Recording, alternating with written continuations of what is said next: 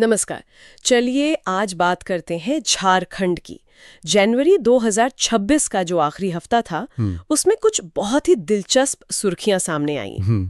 और हमारे पास जो भी नोट्स हैं, वो सिर्फ खबरें नहीं हैं, वो असल में एक राज्य की पूरी कहानी कह रहे हैं। बिल्कुल, एक ऐसी कहानी जिसमें एक ही हफ्ते के अंदर आपको शासन, अपराध, खेल, वैश्विक पहचान सब कुछ एक साथ देखने को मिल रहा है। हाँ, तो आज का मिशन यही है कि इन बिखरी हुई कड़ियों को जोड़कर एक पूरी तस्वीर बनाई जाए। और ये तस्वीर वाकई बहुत दिलचस्प है ना? बहुत। अक्सर हम किसी राज्य को बस एक ही नजरिए से देखते हैं, या तो पिछड़ा हुआ या फिर तेजी से बढ़ता हुआ। सही बात है। लेकिन एक हफ्ते की घटनाओं का ये ब्यौरा हमें दिखाता है कि असलियत कहीं ज्यादा उलझी हुई और परतदार होती है। एक ही जगह पर एक साथ कितनी अलग अलग दुनिया चल रही होती है। बिल्कुल। तो फिर देर किस बात की, शुरू करते हैं। सबसे पहली और बड़ी खबर है झारखंड में नगर निकाय चुनावों की घोषणा। अब चुनाव तो होते रहते हैं, लेकिन ये हमारे लिए ये समझने का एक बेहतरीन मौका है कि हमारे शहरों का जो सिस्टम है वो आखिर चलता कैसे है। बिल्कुल सही। और इन स्रोतों में दो बातें तो तुरंत ध्यान खींचती हैं। क्या? पहली कि राज्य के सभी 48 नगर निकायों में एक साथ चुनाव हो रहे हैं। ये अपने आप में एक बहुत बड़ा लॉजिस्टिकल काम है। हाँ, 48 एक साथ, ये तो बहुत बड़ा काम है। और दूसरी बात जो शायद इससे भी ज्यादा महत्वपूर्ण है, वो है अलका तिवारी की नियुक्ति। अच्छा। वो झारखंड राज्य निर्वाचन आयोग की पहली महिला अध्यक्ष बनी है।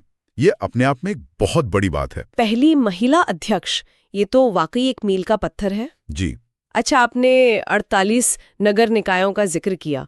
मैं हमेशा इन शब्दों में थोड़ा उलझ जाती हूँ। नगर निगम, नगर परिषद, नगर पंचायत। हाँ, ये बहुत आम कंफ्यूजन है। सुनने में सब एक जैसे लगते हैं। क्या इनमें कोई असली फर्क है या ये बस अलग अलग नाम है? नहीं, ये सवाल बहुत से लोगों के मन में आता है और इसका जवाब जानना जरूरी है।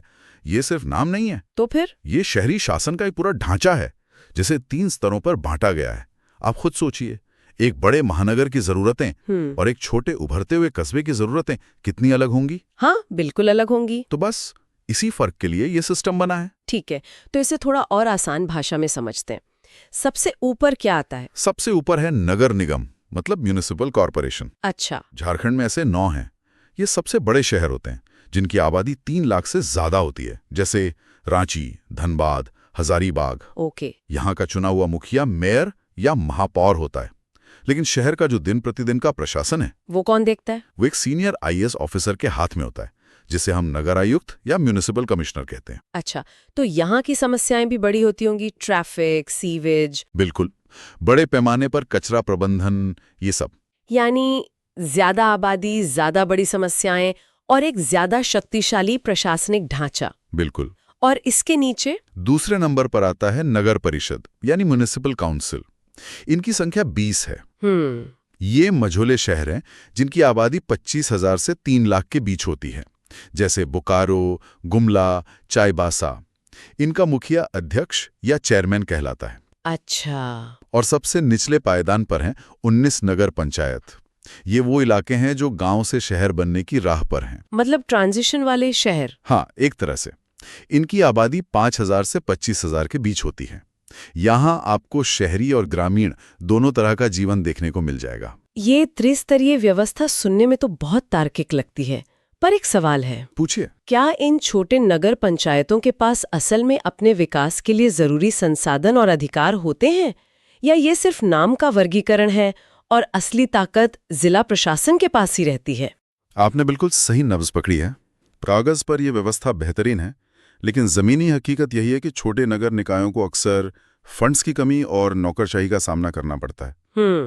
उनके अपने टैक्स वसूलने की क्षमता सीमित होती है और वे ज्यादातर राज्य सरकार से मिलने वाली ग्रांट पर निर्भर रहते हैं। तो मतलब स्वायत्तता एक चुनौती है? हाँ, एक लगातार चुनौती बनी रहती है।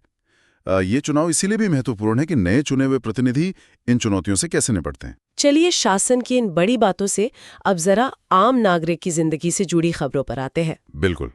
एक तरफ सरकार नीतियां बना रही है, तो दूसरी तरफ नागरिक अपनी रोजमर्रा की मुश्किलों से जूझ रहा है।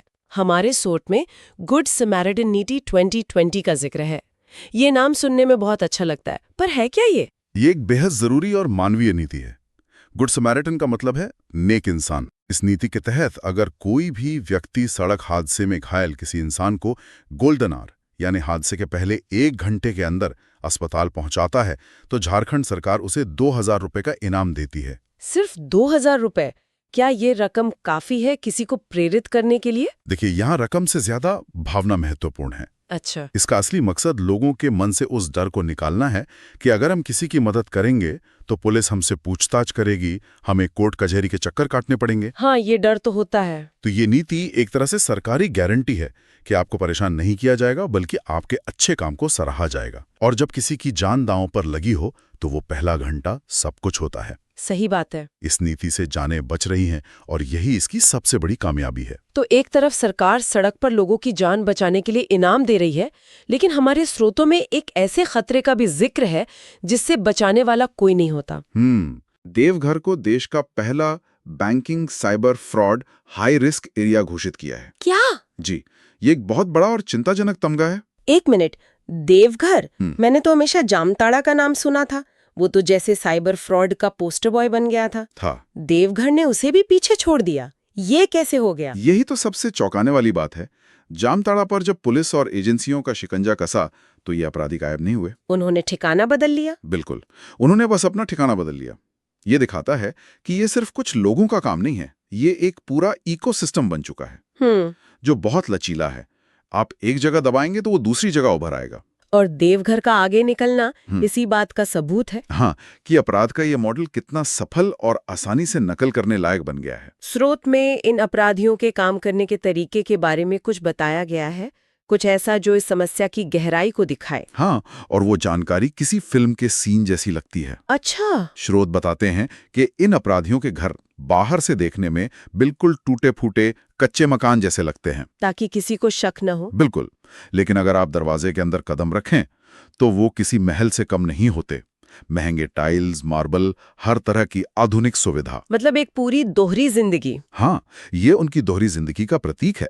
और आंकड़े तो और भी डरावने हैं। क्या है आंकड़े? अनुमान है कि देवघर से हर दिन करीब 30 लाख रुपए की साइबर ठगी हो रही है।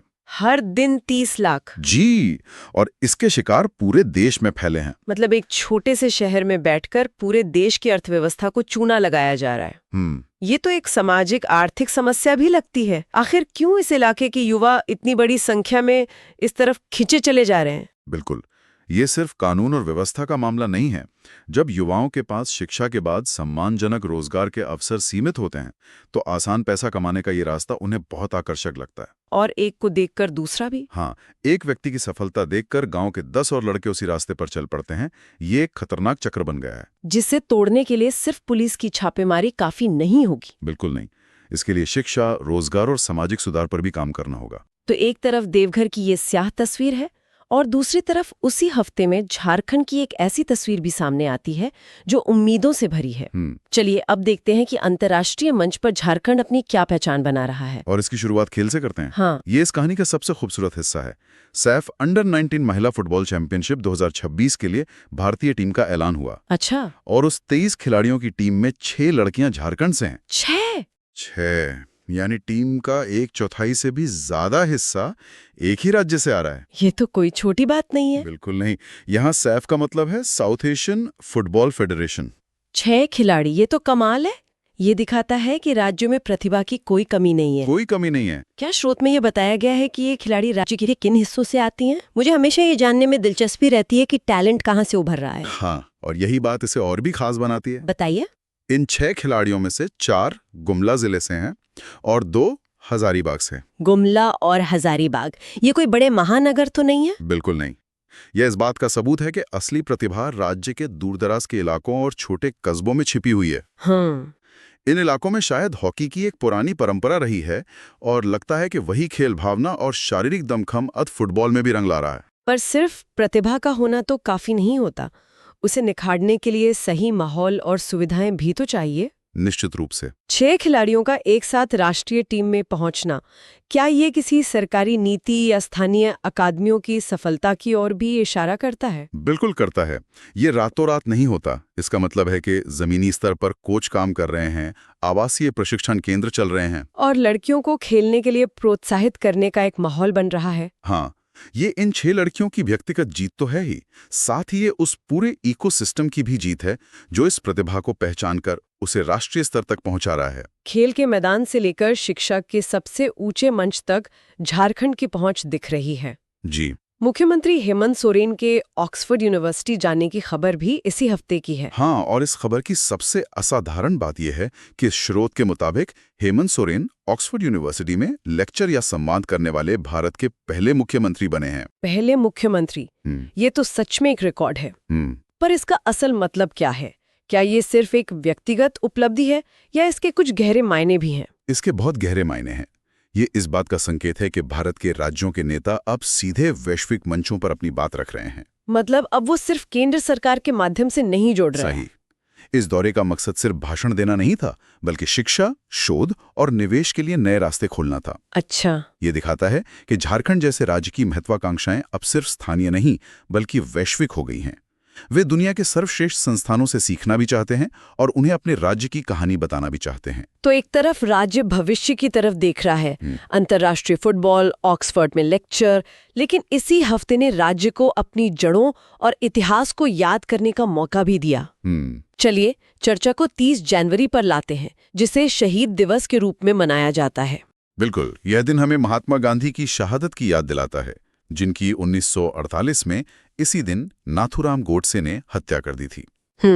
गांधी जी के बारे में कुछ बातें हमेशा याद रखनी चाहिए, जैसे कि वे 1893 में दक्षिण अफ्रीका गए थे और 1915 में गोपाल कृष्ण गोखले के कहने पर भारत लौटे। और उनका भारत लौटना ही भारतीय स्वतंत्रता संग्राम का एक नया अध्याय था। बिल्कुल। और हमारे स्रोत में इसका झारखंड से भी एक बड़ा दिलचस्प कनेक्शन बताया गया है। हाँ, और ये दिखाता है कि इतिहास कैसे वर्तमान से जुड़ा होता है। कैसे? स्रोत के अनुसार झारखंड की प्रतियोगी परीक्षाओं, खासकर JSSC में गांधी जी के भारत आगमन से जुड़ा सवाल अक्सर पूछा जाता है। अच्छा। इसका मतलब है कि आज भी अगर किसी नौजवान को झारखंड में सरकारी नौकरी चाहिए तो उसे अपने राष्ट्रपिता के इतिहास को जानना होगा। मतलब इतिहास यहाँ सिर्फ किताबों का विषय नहीं बल्कि भविष्य बनाने का एक जरिया भी है। बिल्कुल। इसी हफ्ते में कुछ और भी महत्वपूर्ण दिन आए थे, है ना? जी। 27 जनवरी को राष्ट्रीय भौगोलिक दिवस, 28 जनवरी को महान स्वतंत्रता सेनानी लाला लाजपत राय की जयंती, और 30 जनवरी को शहीद दिवस के साथ साथ विश्व कुष्ठ रोग दिवस भी। हाँ, तो एक ही हफ्ते में इतिहास, विज्ञान और सामाजिक जागरूकता सबका संगम देखने को मिलता है। तो अगर हम इस पूरे हफ्ते की तस्वीर को एक साथ देखें तो ये किसी पहेली के टुकड़ों को जोड़ने जैसा है। एक तरफ नगर निकायों के चुनाव हैं जो जमीनी लोकतंत्र की कहानी कहते हैं, दूसरी तरफ देवघर है जो आधुनिक तकनीक के अंधेरे पक्ष को दिखाता है। फिर गुमला और हजारीबाग की बेटियां हैं, हाँ, जो देश का नाम रोशन कर रही हैं, और ऑक्सफोर्ड में राज्य का बढ़ता कद। ये एक ऐसे राज्य की कहानी है जो एक ही समय में कई अलग अलग सदियों में जी रहा है। आपने इसे बहुत अच्छे से समेटा है। ये विरोधाभास ही झारखंड की असली पहचान है। देवघर की साइबर ठगी की हकीकत और फुटबॉल टीम में लड़कियों की सफलता, ये दोनों ही सच हैं। और दोनों एक साथ हो रहे हैं। हाँ, और ये हमें याद दिलाता है कि विकास की यात्रा कभी भी एक सीधी सपाट सड़क नहीं होती। इसमें ऊंच नीच, उजाले अंधेरे दोनों साथ साथ चलते हैं। बिल्कुल। एक चुनौती से निपटने की कोशिश होती है तो दूसरी तरफ एक नया अवसर दरवाजा खटखटा रहा होता है। ये एक जटिल लेकिन उम्मीदों से भरी तस्वीर है। सही कहा। आज की हमारी बातचीत में शहरी शासन की त्रिस्तरीय व्यवस्था, निगम, परिषद, पंचायत पर काफी चर्चा हुई। हाँ, जो अलग अलग आबादी वाले शहरों के लिए बनाई गई है। बिल्कुल। और ये श्रोताओं के लिए एक सवाल छोड़ जाती है। जैसे जैसे भारत की गांव तेजी से शहरों में बदल रहे हैं और हमारे शहर और भी बड़े होते जा रहे हैं, क्या झारखंड का ये त्रिस्तरीय मॉडल पूरे देश के लिए शहरी विकास की चुनौतियों का एक स्थायी समाधान हो सकता है? या फिर भविष्य के इन भीमकाय शहरों के लिए हमें शासन और प्रबंधन के बिल्कुल नए और अनोखे तरीकों के बारे में सोचने की जरूरत है?